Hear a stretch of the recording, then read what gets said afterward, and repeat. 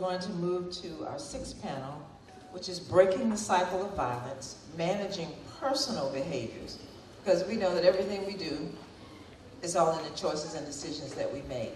So I'd like to introduce our moderator at this time, Mr. Marcus Hughes. He's a youth advisor for the Washington, D.C. NAACP. He's become an activist in Danville, but he became an activist in Danville, Virginia, when he joined the efforts of Faces of Our Children, an organization geared towards eliminating sickle cell disease. In 2008, he became an executive board member of the Danville branch of the NAACP as youth advisor. In 2011, Marcus was awarded Emerge Magazine's Youth Visionary of the Year Award.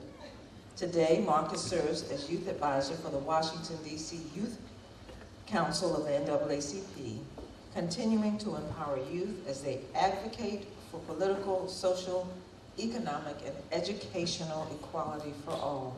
He will introduce our speaker and moderate this panel for us. Thank you so much for your time and your attention. Marcus? Thank you.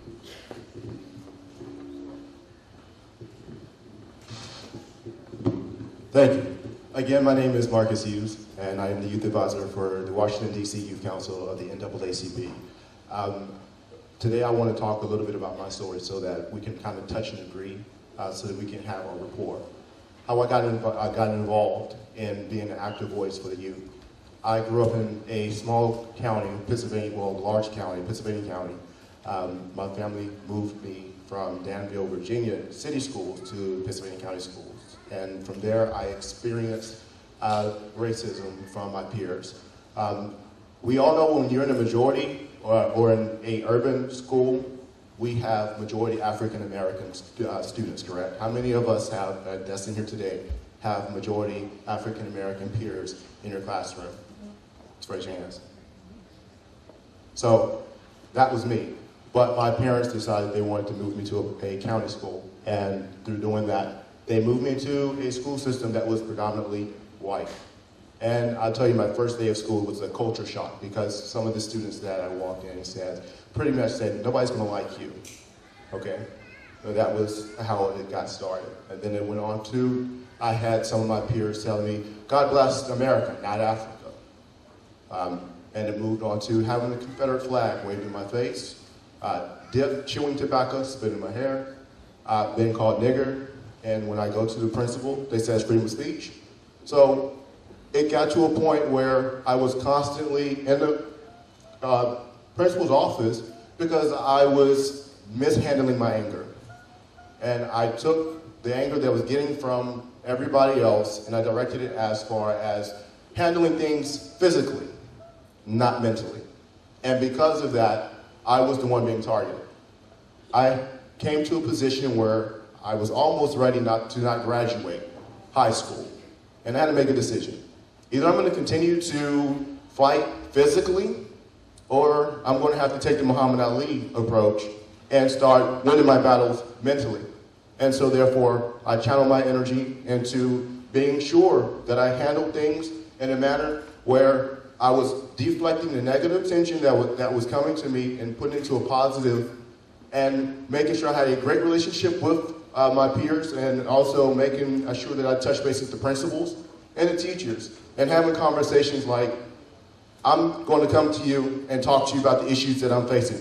Not all of the others are going to do that. So what can we do to make sure that we have a better relationship between the students, between the two groups of the students? And that's how I was able to be an active voice. And that's also how I became interested in the efforts of the NAACP. And when I got the opportunity to join, I became an executive board member, then became the youth advisor and started training youth on how to do exactly what I did. And so now I'm in Washington, D.C., doing the same thing. You guys are being hurt. You guys have been taken advantage of. You guys are frustrated. You guys have been watching the media, what's going on in Ferguson. You've been watching what's going on in New York and Los Angeles, and we're upset. The question is, what are you going to do with it? Are you going to handle it negatively, or are you going to channel it, turn it into a positive, and are you going to make it so that we can make positive gains for all people in Washington, D.C., and make effective change across the nation. Okay? Thank you. And realizing the prevalence of trauma, understanding role and it plays in the lives of those we engage and serve, and responding by putting our knowledge into practice means breaking the cycle of violence. According to Dr. Richard Malika, in his book, Healing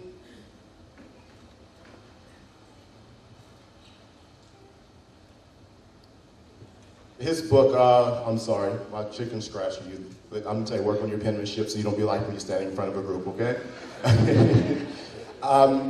Healing Invisible Wounds, violence causes trauma, and trauma causes violence. We must address the root cause of violence by taking a deeper look into trauma and how individuals affected by trauma and violence cope with survival.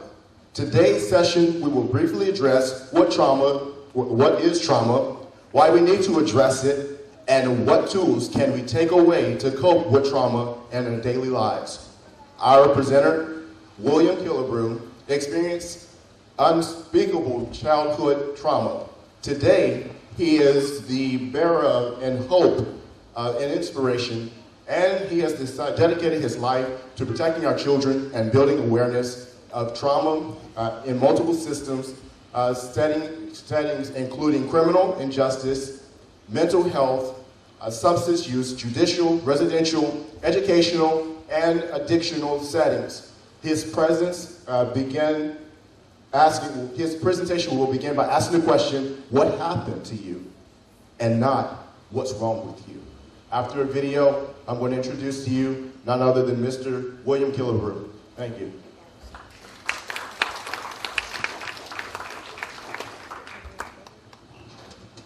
Coming up, Bill Cosby calls him a victim, a young man who refused to let the murder of his family destroy his life. Last year, Bill Cosby met a young man he says he'll never forget. William Kellibrew grew up in a poor, crime-ridden neighborhood outside of Washington, D.C., and recently took our cameras back to the place where he says his childhood literally came to an end. We're going to a home where really was a focal point of my growing up with my mother, the last days of her being alive. It's been a while since I don't think I've ever gotten out of the car.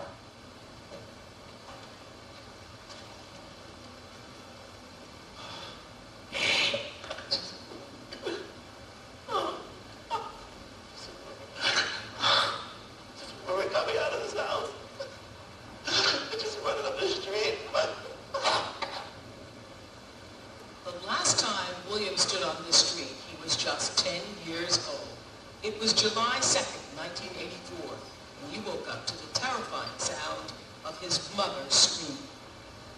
I was right there, right in front of the house, right in front of the driveway. Her boyfriend was dragging her. That's when he came in, and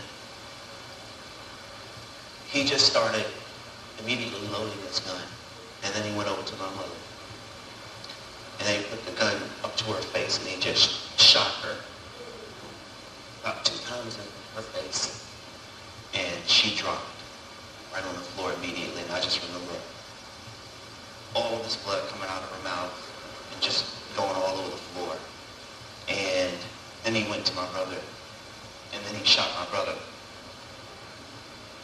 Then he came to me and he put the gun to my head. He squatted down. He did the squat like this and he put the gun to my hip. I immediately said to him, please don't kill me, please don't kill me. I'll do anything, I'll do anything. And I asked him. He didn't say one word to me. And that's when I looked up to the sky and was like, God, please don't let him kill me, please don't let him kill me. And for some reason, he just pulled back. And then he said to me, you can leave. Just ran right down here on the right. And just was banging on the door. When they asked me, well, what's going on? What's wrong? And I could only say my mother. And they kind of just, settled me down, It settled me down. I was just, I don't know what was going on, Just pretty lost. All right, well, thank you for taking us back there. What happened to you, obviously, you're here. William's here.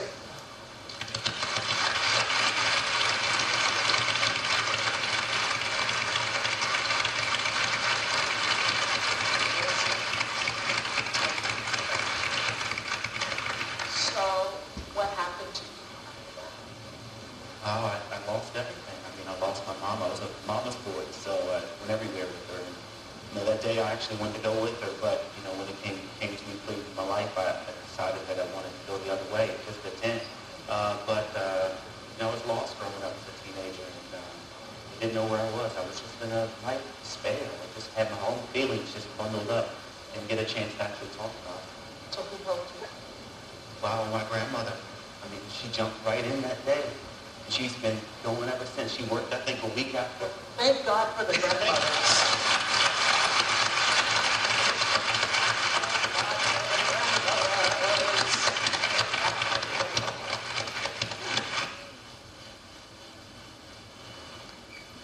Ladies and gentlemen, Mr. William Kellibrew.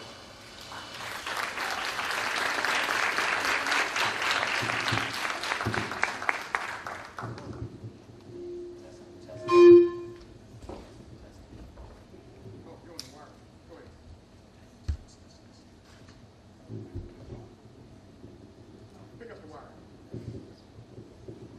Use the wire for it.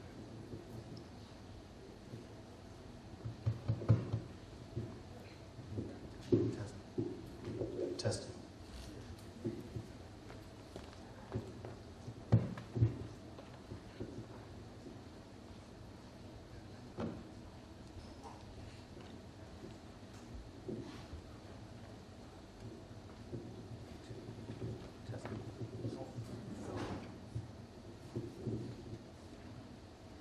When I walked away from our family home that day, I thought my world had ended.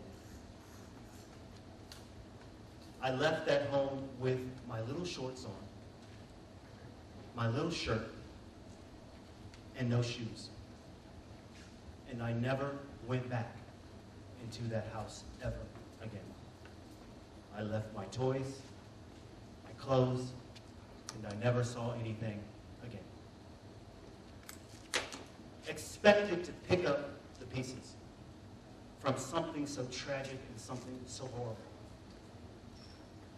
My grandmother, she stepped in that day, and she's been going ever since. She worked 38 years on her job. She was late less than 10 times. And she never used an alarm clock.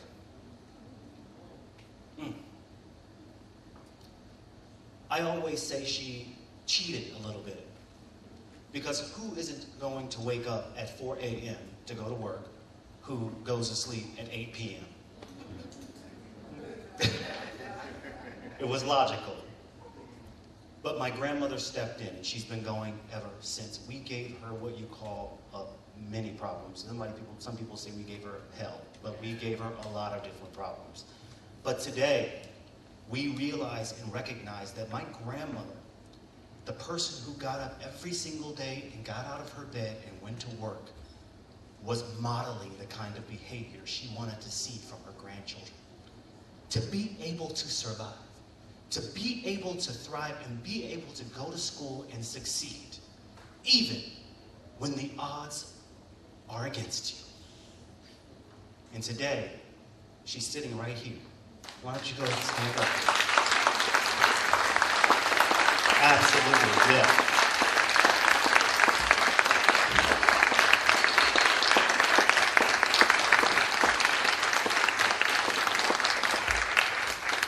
So I always say, if you want to know what resilience looks like, Resilience is the ability to bounce back from adversity.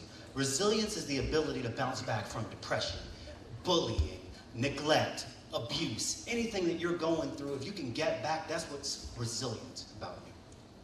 And every day she got up and she showed us. Now, did we learn our lessons then?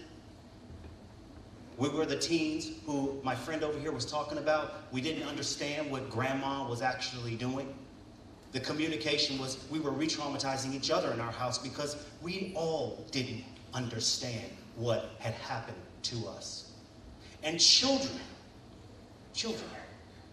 are limited in their capacity to understand these kinds of events, and they have no control. So it's important for us all to know that, you know what, people do recover.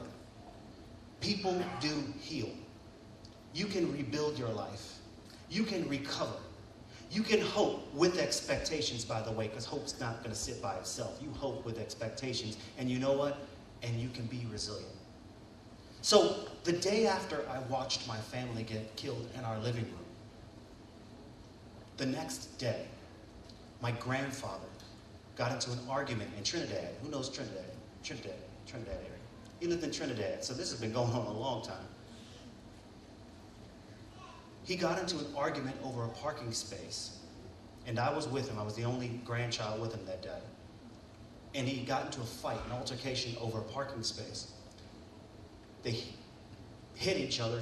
He told his neighbor to get out of the parking space. His neighbor said, "No, I'm not moving my car." And so my grandfather hit him, and he hit my grandfather back. And my grandfather went in the house and he got a gun. He came back outside and he shot his next door neighbor right in front of me. I witnessed 2 shootings in 2 days. And on July 4th, when the fireworks, my family took us to a fireworks display at a family's house. What do you think happened when the fireworks went off? I was scared, right? Yeah. So,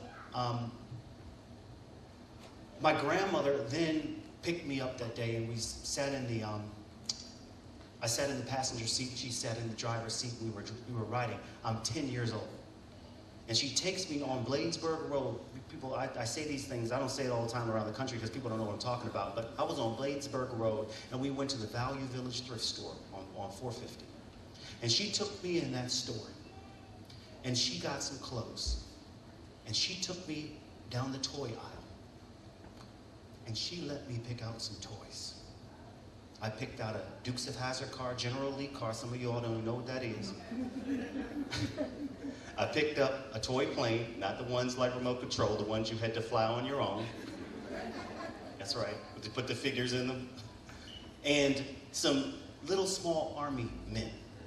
And that night, that's what helped me to cope.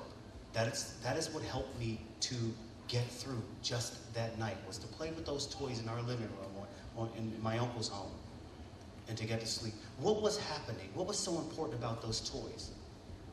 Because the toys are what I value. We talk about values, and I think the conversation earlier about values was so important because you know what happens with values and beliefs? Our values and beliefs represent our personality, okay? Internally, that's who we are. That's what we believe. But our values and our beliefs become our actions and our behaviors. What we value often, we act out at school. We act out in our neighborhood, in our communities. But my grandmother understood what was important to me. I want you to think about what is the most important thing to you right now. Is it family? Think about it. Now I want you to whisper that softly to yourself. What is the most important thing to you? What matters the most? What do you value the most? Now, I want you to think about what you value. What matters to you the most was either lost, stolen, withheld from you by force, or destroyed. That is what happened to me on July 2nd, 1984, when I watched my mother, the person who I thought would live forever. She was killed. So what my grandmother did, she understood other things that I valued. She couldn't replace my mom, so guess what? She helped me find toys that I could cope with that night. She didn't have any training, any formal parenting training, and all the rest of this, but what she did have was her ability to care and her compassion. This is a photo that I took off the internet of a disarray of toys in a thrift store, but gives you the picture of, you may not see valuable things there, but for me, a 10-year-old kid, I could find some toys in that aisle right there. Next. So we're going to talk about breaking the cycle of violence. How do we do that? Because if you're involved in the cycle of violence, a lot of people don't even know that they're actually involved in it. So what I want to do is I want to do a conditioning exercise, right? That demonstrates to us how difficult it is to be able to possibly break the cycle of violence, right? So what it requires us to do is to stand up. So everybody join me by standing up. And if you can't stand up, then sit down. Don't even worry about it. Or if you don't want to stand, you can sit. That's up to you. You have voice and you have choice. All right, so I'm going to give you a word, and I want us to say that word out loud 10 times. When we're finished, I'm going to ask you a question, and you're going to tell me the first thing that comes to your mind, okay? So I'm going to ask you, I'm going to take a word. We're going to say that word out loud 10 times. When we're finished, I'm going to ask you a question, and you're going to answer with the first thing that comes to your mind out loud, okay? And just hold back the answers for me, Jerome. So the first word is spot, like on the leopard. Say spot out loud one time. Spot. Spot. You can do better than that. Spot. Spot. All right, keep that energy going for 10 times. You ready? Let's go. Spot. Come on. Spot. Spot. Come on. Spot. Spot. Spot. Come on. What do you do when you come to a green light? What do you do when you come to a green light? What do you do when you come to a green light? What do you do when you come to a green light? Are you sure? Well, why did you answer stop for like 3 or 4 times? Now, who's in who has a license to drive? Block that garage and let me get out of this community first. Second word, white. Say white one time. White. Let's go. Let's go. 10 times. White. White. White. White. White. White. White. White. White. White. What do cows drink? Milk. What do cows drink? Milk. What do cows drink? Milk. What do cows drink? Water. You sure? Listen, when I go to Minnesota and Iowa, they all answer the same question that cows. Can you move over for the camera? They all answer the same question: milk. So cows drink themselves. Cows drink what? And produce. Okay, I just want to give, because we don't have any cows here in DC, not that I know. All right, number 3. Roast, like pot roast. Roast, let's go. Roast, roast, come on, roast, roast, roast, roast, roast, roast, roast, roast. What do you put in the toaster? What do you put in the toaster? Have a seat, have a seat. What do you put in a toaster? This community, boy, I was born and raised in DC. I like trying to figure out. I went to DC public schools. I knew it was bread. It took less than 1 minute and 30 seconds to do that exercise. 1 minute and 30 seconds. And if you were trapped in 1 minute and 30 seconds, you know that you stop. You see, look at that. You know that you go at green lights and you stop at red lights. You'd have somebody pulling up on the side of you saying, you know, it's green. Who's ever had that happen before? Like you stopped you were still sitting there at a green light. But we can change the culture, because all of us can leave out of this door and just all stop at green lights. They don't have enough police cars to get us, right? We could change the laws. We could change the culture. Breaking the cycle of violence takes us knowing about it. But when we don't even understand and know we're in the middle of the cycle, then how can we stop something that's so prevalent? We can't even, we're stopping at red lights, and we've been doing it all our lives. That's what we've been doing. So it takes awareness. Next. So I'm going to move quickly through here because I don't have a lot of time, but I'm going to talk about the meaning of violence and trauma. I'm going to talk about the impact that it has, and then ways that we can manage our personal behaviors. Now, manage means what? To aim to do something. This is what I'm going to do. So you can manage behaviors. And trauma survivors like me, somebody who's been impacted by trauma, get up every day trying to manage the world that we live in. Every single day, because you never know what's going to happen next. So, violence causes trauma, and trauma causes violence. Next. We're talking about the definition for violence, but in terms of violence, when we use force first, it doesn't matter whether it's verbal or physical, but when we use force and coercion, that is a culture of violence. When you're trying to make somebody do something, when you're trying to change somebody, when you're trying to transform somebody, it's their decision to transform, not yours.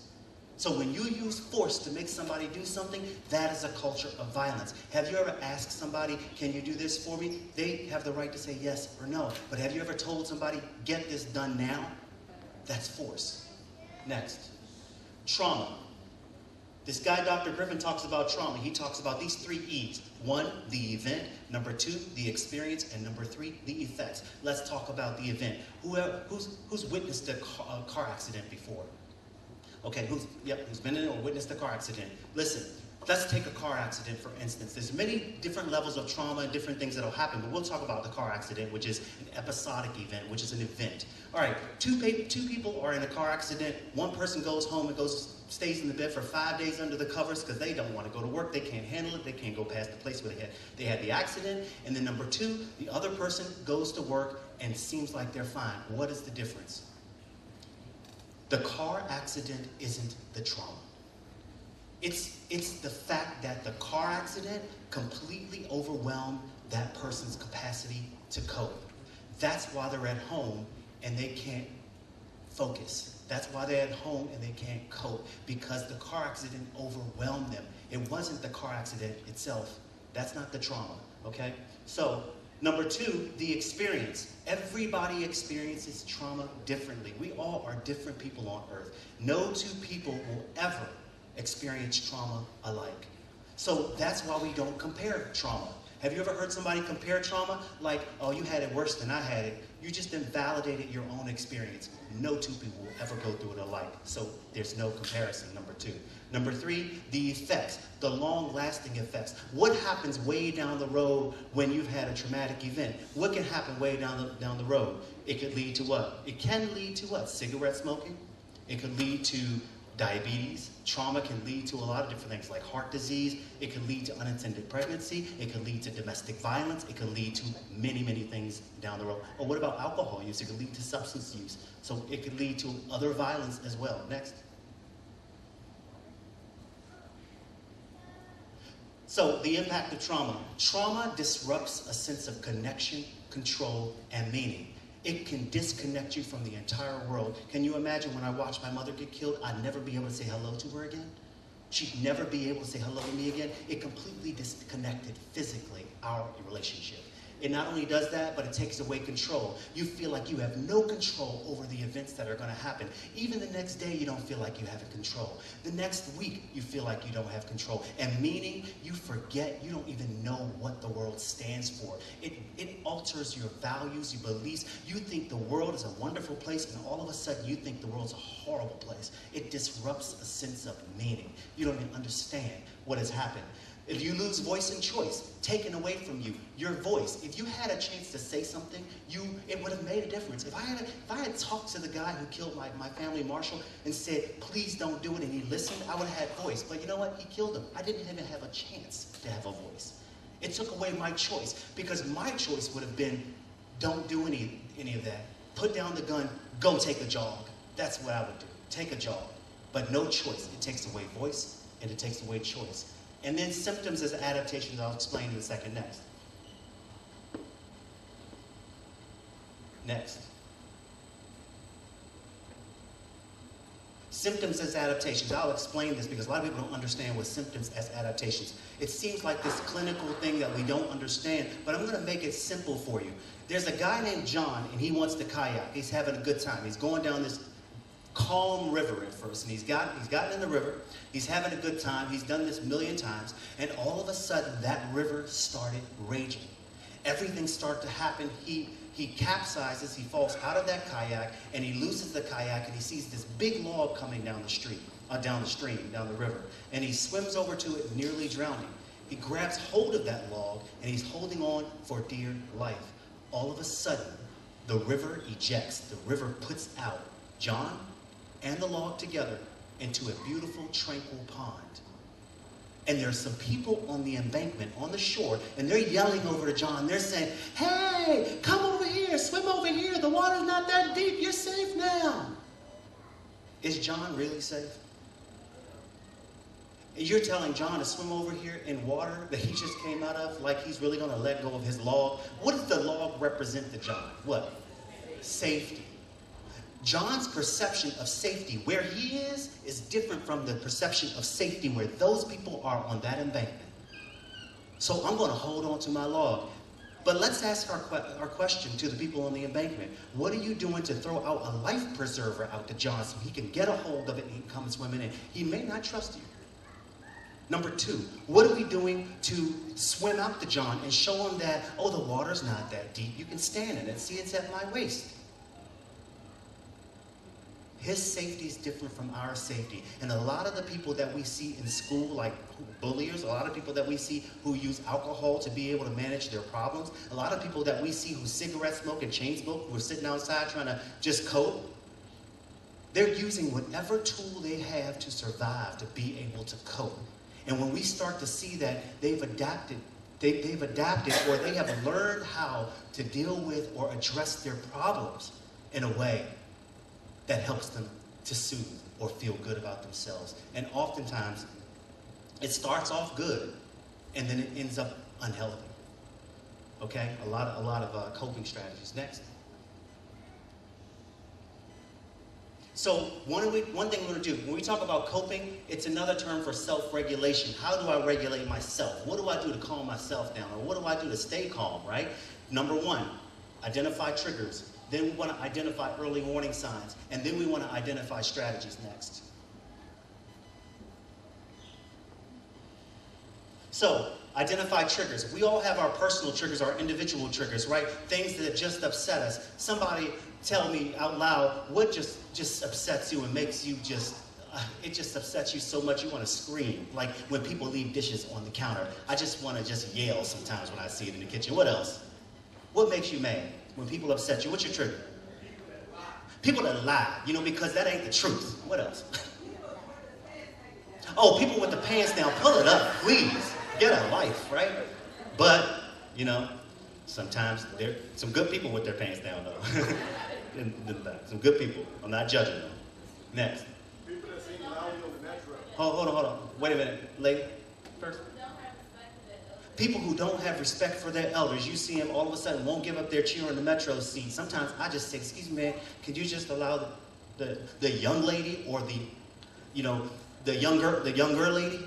You don't want to disrespect our elders. What else? When People who sing loudly on the metro. People who sing loudly because they tell you that you need headphones for all that, right? So that upsets you. Well, we all have our individual triggers, but you know what? All of us have three common triggers that we all share. Number one is the feeling of loss of control. Why is the feeling of loss of control a trigger? You know why? Because if I had control over that room that I was in that day at 10 years old, I would have felt really good about that. But since I didn't have control, every time I lose control at school, every time they take control away from me at school, and I'm playing with toys in the middle of a lesson, and they tell me they take that toy away from me and I don't have control, I get upset.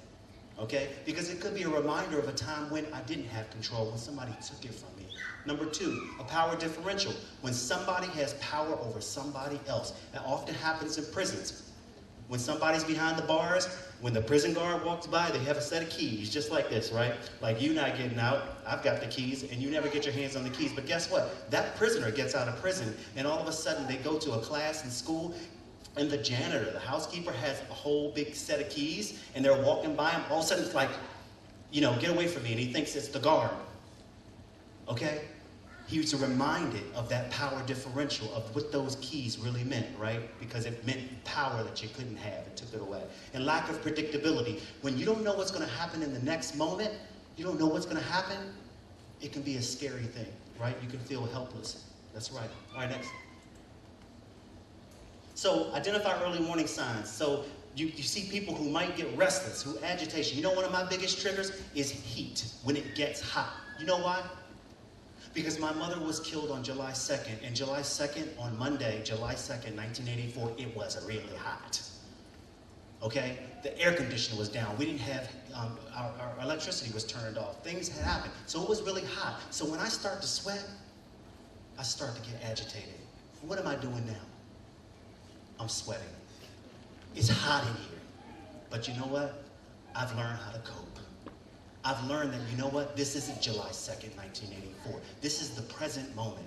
And so when you start to bring yourself back to the present moment, understand, look, you know what? I'm not in that situation before. So right now, I'm okay. You start to think like that, okay? Agitated, pacing, shortness of breath. You've seen these people, sweating. Then what are some strategies to be able to cope? You can read a book, take a hot shower, you exercise, you can call your friends, you can listen to music. Look at all these things that you can do to be able to cope. You know what? When I was 10 years old, I didn't know about a lot of these things. And today, I'm able to work on, being calm before I get upset. Next. So you can also use halt. When you see somebody getting upset and they're in crises and they're look like they're going out of control, you can use this halt. You can ask, are you hungry? Are you angry? Are you lonely? Are you tired? Are you thirsty? Can I get you something to drink? Why? I'll tell you why. In the middle of crises, when things have gone awry, when it looks like you've lost complete control or someone else has lost complete control, it is not a teachable moment. Nobody's learning lessons in crises. It is at a time when we need comfort versus control. And when you try to ask a question like, tell me what happened. Somebody is frantic and the police arrive and they're saying, what happened to you? And you're like, well, give me a second. I can't even think right now. You know why? Because your thinking part of the brain has shut down. And all of that blood that's helping this part of the brain, experts say, all that blood that's helping this part of the brain, like the Broca's area, and the Broca's area is for what? Speech and language, right? The Broca's area is in this part of the brain. It's in the cortex, right in this part, the front part. And it's for speech and language. But when you're in crises, when things have happened, when there's a shooting, you're going wild, all that blood that's up here rushes down here and it helps you to be able to think, am I going to fight? Am I going to run? Am I going to hide? What am I going to do? I'm in trouble. Well, you know what? When you ask a child who comes home who's in crisis, who's got an F on their report card, and the parent says, do you know what happened here? What happened to this F? And you're like, I don't know, because ain't no blood there. It's gone. Ain't no blood. Do you know the consequences for your behavior? No, ain't no blood there. I'm not learning anything.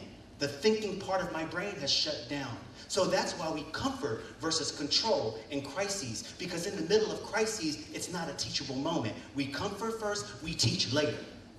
We comfort first, we teach later. Next.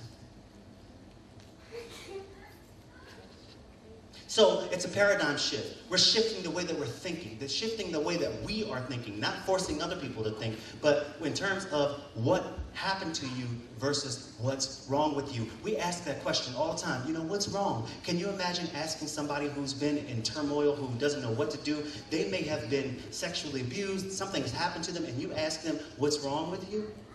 You just basically say, you're the blame for what has happened. What's wrong with you? No, there's something wrong with what happened to me. So we ask the question, what happened to you versus what's wrong with you? So when we talk about, I'm almost finished here, so resilience. When we talk about resilience, the ability to bounce back, think of yourself like a rubber band. When you stretch a rubber band, what's going to happen? What's going to happen? It might pop, right? That's when you've lost complete control. But what do you want to do? You want to get it back to the point where it's flexible, where you can manage it, where it's fun, it's not dangerous, right? Keep going. Next. All right? But let's ask the question in resilience, what are we bouncing back to? Okay? A lot of us are in school and we go back to homes where there's danger in our homes. And I'll tell you what, when your caregiver, the person who's supposed to be protecting you from danger, is the same person as your abuser, when your caregiver and your abuser are one and the same, they're the same person, the person who's supposed to be protecting you from danger is the same person who brings danger, how do you recognize danger signs? What we're learning from our abusers, we are repeating that. Stop, stop, stop, stop, stop. So when we talk about resilience, we ask ourselves, what are we bouncing back to? And oftentimes we keep going. I only have a few more slides, okay? Rock and roll. Are you all liking this? Okay, let me know. We need some feedback. This serious. I've spent my life trying to understand why I couldn't pay attention in school. I spent my life trying to understand why I didn't understand why I was afraid of everything. Experts say that children under 10 years old, their most common coping strategy, their most common way to be able to deal with bullying, their most common way to be able to deal with anything, their number one strategy is dissociation. Spacing out, going off into la-la land, not even looking at yourself from across the room, looking at yourself from another place. You're like, that's not me, I'm not going through it. I'm not the one being bullied. Just please, let me just stare off. But what happens in our classrooms? We get in trouble for staring off in space. We get in trouble for not paying attention. We get in trouble for not being able to concentrate. That's what happens to us. I had to write on the board plenty of times. Plenty of times. I will pay attention. I will pay attention. But guess what? That was my strength. To be able to step away for a second, not my weakness. It wasn't my deficit. So I was in the 5th grade that year, and I was trying to pay attention, but I kept staring off into space. Give me 3 more minutes so we can level the tension out. 3 more minutes. Lack of predictability. Let's make it predictable. Give me 3 more minutes, and I'll be off the stage, and we'll move on. Predictable. That way we can settle down. The reason why it's so important to focus on not demoralizing a kid for not paying attention and they're staring off into space is because we focus on strengths versus deficits. My 6th grade teacher sent me home with a report card. She gave my grandmother, right? And my grandmother opened it, and the report card in the comments section said, William is too loquacious. Now, I was a spelling bee kid. I was number 3 in the spelling bee, but this word had gotten me. And so I looked it up in the dictionary, and when I returned to my grandmother, I didn't want to tell her what it was. She could figure that out on her own. I don't want to be in trouble. But I knew that loquacious meant talkative. They say William is too talkative. That's what my teacher called me, even though I love her dearly. She was one of the best teachers I had. But she said, William is too talkative. Well, guess what? Today, I get paid to talk.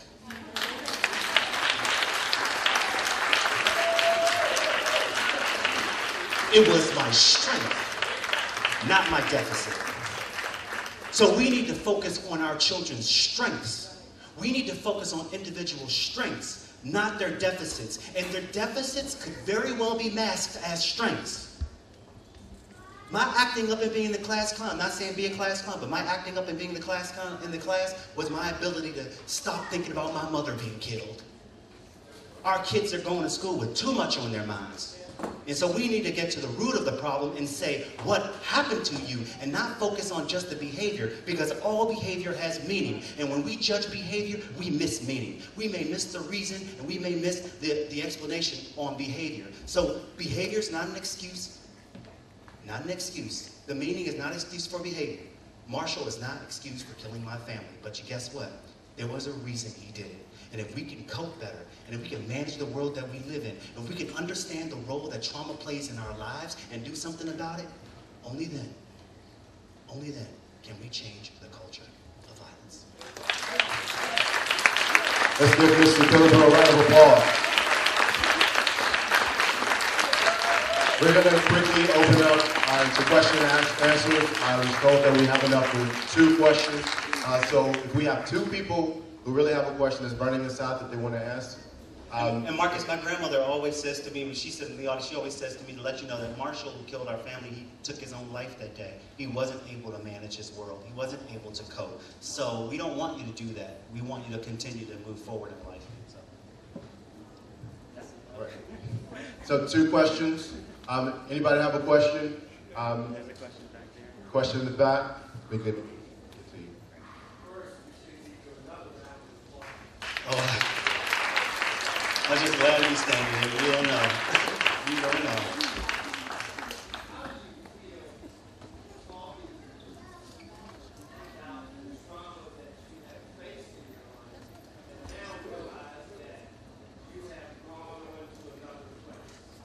How do I feel about talking about trauma with groups? And how do I feel about going to another place? Well, I'm going to tell you what. I was facing the barrel of a gun at 10 years old, and I took the time to ask for my life and beg for my life. And you know what? I can't take it away from Marshall that he actually let me live. So actually, I appreciate him letting me live because he could have cleared out the room. But because he didn't, he said that one person can make a difference in this world. You know what? On Oprah, her show, over 45 million people watch that. Every time it plays, and over 120 questions. I had somebody telling me from Sri Lanka, thank you for your inspiration. Thank you for being there. So I'll tell you, when we tell our stories, we empower others to tell theirs. This isn't about me. So we have one more question. This lady. We close out just to go over, whatever. This is their part. We move from control to collaboration. Let's collaborate, not control.